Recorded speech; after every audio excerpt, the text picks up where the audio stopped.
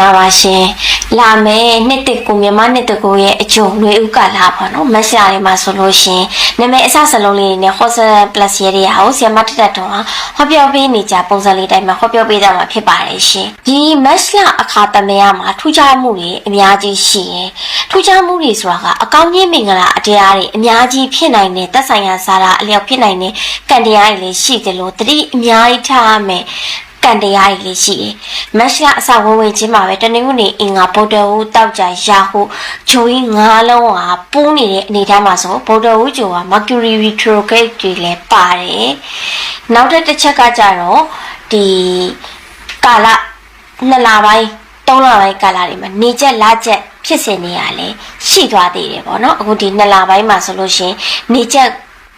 ဖြစ်သွားတယ်ဒါပေမဲ့နေချက်ကတော့ကမ္ဘာနိုင်ငံတခြားနေရာတွေကပဲနေချက်ကိုမြင်လိုက်ရတယ်ဆိုပေမဲ့ရေလို့သူ့ရဲ့တက်ရောက်မှုကတကမ္ဘာလုံးအပေါ်မှာတော့ effect တွေကတော့ရှိပါတယ်ရှင်နေချက်လာချက်ဖြစ်စဉ်တွေရောဂျိုကူဖြစ်စဉ်တွေရောရှိတဲ့အခါမှာ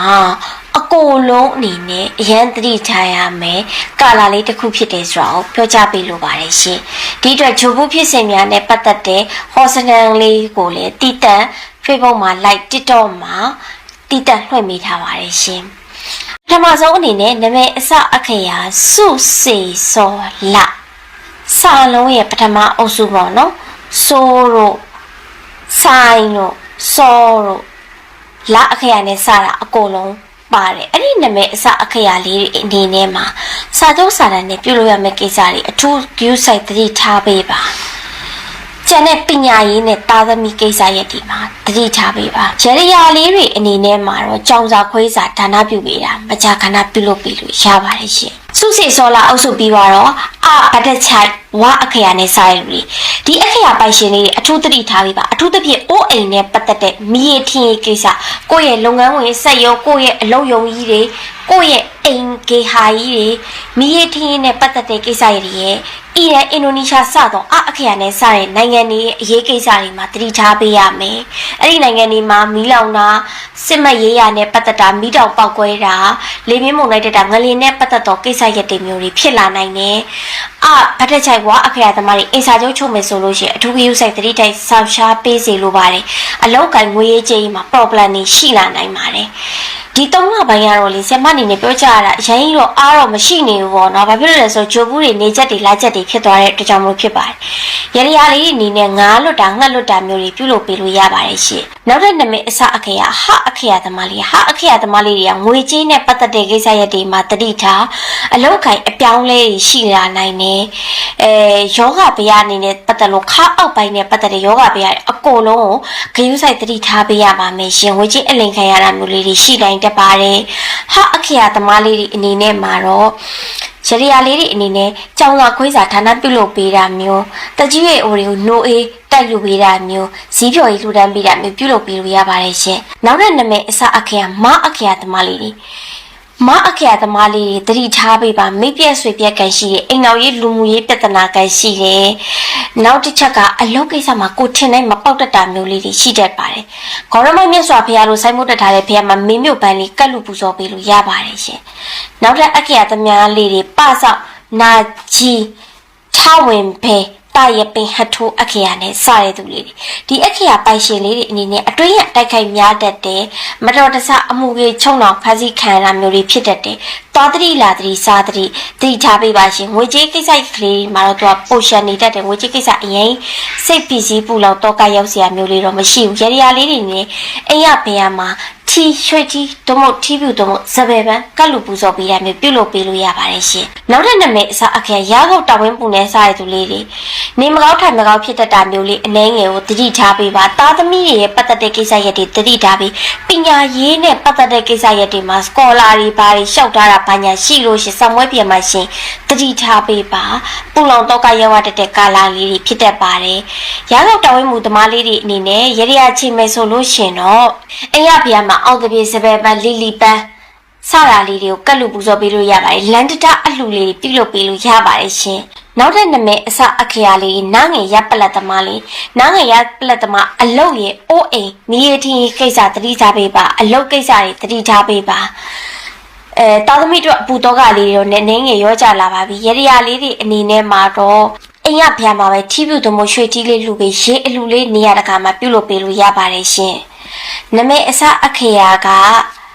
တောက်ချိုက်ဘာကုံဖဝတ်ထုတ်အခရာနဲ့စားရသူလေးတွေတောက်ချိုက်ဘာကုံဖဝတ်ထုတ်အခရာနဲ့စားရတွေတပည့်တပန်းလောက်အောင်ငယ်သားကန်နဲ့ဆရာသမားကန်နဲ့ပတ်သက်ပြီးသွားလို့ရှင်ဂီယူဆိုင်တတိထားပေးပါဆရာသမားဆိုတာကိုယ့်ရဲ့အထက်က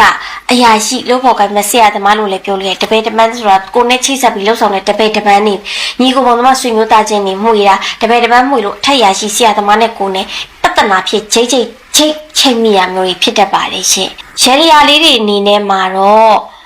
အိမ်ရဖျားမှာအောင်တပြေစပယ်ပဲကတ်လူပေးလို့ရတယ်ကြောင်စာကတ်လူပေးလို့ရတယ်အိမ်ရဖျားကိုကြက်ရည်လေးဖျားစရာဖျားပဲဖြစ်ကြက်ရည်လေးကတ်လူပူဇော်ပေးလို့ရပါတယ်ရှင်နောက်ထပ်နမိတ်အစအခရာခဝိစာခွဲနဲ့စားတဲ့သူလေးတွေခဝိစာခွဲနဲ့ထားတဲ့သူတွေကအလုတ်ငွေကြေးတတိထားပြီးအလိမ့်ညအကိုးခံရတဲ့နဲ့အလုတ်အပြောက်အပြက်အပြုတ်ကလေးတွေရှိနိုင်တယ်အဲ့တော့ဒီချိန်မှာအလုတ်တိတ်စမယ်ဆိုလို့ရှင်ကောင်းလာလို့မင်းတော့ကောင်းတယ်အဲ့ဒီကိစ္စအတွက်ကတော့ကောင်းတယ်အဲ့ဒါတော့ရုံငါးတန်ကြီးဖြစ်စရာမလိုဘူးပေါ့နော်ရရလေးအနေနဲ့ခဏမှာပဲတောက်တော်ကြီးတတိစုံလေးတွေအိမ်ရဖျားမှာပဲကတ်လူပူဇော်ပေးလို့ရပါတယ်နမဲအစအခရာတဒါရီကျူးဆိုင်ပေးပါနော်ကျူးဆိုင်ပေး relationship လုံးပေါ်ကိုင်ဘက်တွေနဲ့ပြဿနာအိမ်တော်ကြီးပြဿနာလေးတွေရှိနိုင်တယ်ရရလေးအနေနဲ့ကောရမမြတ်စွာဘုရားလိုစိုင်းမုတ်တက်ထားတဲ့ဘုရားမှာမင်းမျိုးပန်းလေးကတ်လူပူဇော်ပေးလို့ရတယ်အယောင်လေးရဲ့အချိန်ပွင့်ရည်အတွက်တည်းမရွေးပါဘူးအိမ်ရဘုရားမှာစပယ်ပန်းအောင်တပိစားလေးကတ်လူပူဇော်ပေးလို့ရတယ်အကြောင်းကြီးဟာဘူတန်းပေးလို့ရပါတယ်ရှင်နမဲအစအခရာဒါရီညစားမြင်ဆွဲထက်စင်တို့အုပ်စုလေးတွေနောက်တော့စာလုံးဒုတိယအုပ်စုစီစာလုံးရဲ့ညက်သက်စီစန်ဒရာစာလုံးရဲ့တိတိတေဆန်စိန်စန်ဒါအဲ့လိုနမဲအစအခရာပိုင်ရှင်လေးစာလုံးဒုတိယအုပ်စုနဲ့ထက်စင်တို့စားမြင်ဆွဲညဒါရီအုပ်စုလေးတွေတတိထားပေးပါအပြင်ကိုလူကြီးတူမတွေမပါလို့ရှင်တိတ်ပြောမသွားတဲ့ညာမိုးချော်ရင်မသွားတဲ့မတော်တဆပြဿနာလေးတွေလည်းရှိနိုင်တယ်အမှုဝေးပြဿနာလေးတွေလည်းရှိနိုင်တယ်ဖြစ်ရှင်းလို့မရတဲ့ကိစ္စရက်ကလေးတွေလည်းဖြစ်လာတတ်တယ်အဲ့ဒါကတော့တာမအဲ့ဒီအခရာပိုင်ရှင်တွေရဲ့ပဆောက်ထောက်ဝင်မဲ့နာကြီးတာရဲ့ပဲဟတ်ထိုးနဲ့စားရသူတွေအဲ့ဒီပြဿနာလေးကိုတတိထားပေးပါရေရလေးနဲ့ငားလွတ်ပေးရမယ်ရေလူလက်နရလူလုပ်ပေးရမယ်ကောင်းတာလေးအများဆုံးပြုတ်လုပ်ပေးရမယ်တတိအရန်ထားခိုင်းနေတယ်နော်တတိထားမယ်နေတော့တတိတစ်ချက်မှလွတ်လို့မရဘူးဆရာမလည်းပြောသိလို့ရတဲ့အတိုင်းတာလည်းဒီပြောပေးတာပေါ့နော်ဟောပြောပေးရဖြစ်ပါတယ်ကိုယ့်ရဲ့ညံစွမ်းနဲ့ရောကိုယ်စွမ်းနဲ့ရောတက်နိုင်တဲ့လောက်တော့ဆရာမဟောကြားပေးထားတယ်ညံပူဇော်ကမေးစရာမရှိဘူးဆိုတဲ့လူတွေဒီမှာလာပြီးတော့ဒီရအလိုက်ဟောစရတဲ့ရေရလေးတွေကိုနားထောင်လို့ရတယ်နေသားသမီးနဲ့မဆိုင်ဘူးဘယ်နေသားသမီးမဆိုဒီနာမည်စပြီးဆိုတာနဲ့ကိုယ့်အတွက်အကျုံးဝင်နေစိတ်ကြောင်းကြဝေပူပန်မှုမရှိဘဲနဲ့ဒါလေးကိုနားထောင်ပြီးတေချာလို့ဒီလာပိုင်းတွေမှာဂျိုပူးတွေဟလာဒီနေချက်လာချက်ဖြစ်စင်နေရဒီရပိုင်းတွေမှာဖြစ်သွားတယ်အဲ့တော့တတိထားပေးရမှာလေနောက်တစ်ခုလည်းရှိသေးတယ်နော်စာချုပ်စာတမ်းချုပ်မှကိစ္စရက်တွေဖုန်းကွန်ပျူတာလက်တော့အပြက်တွေနဲ့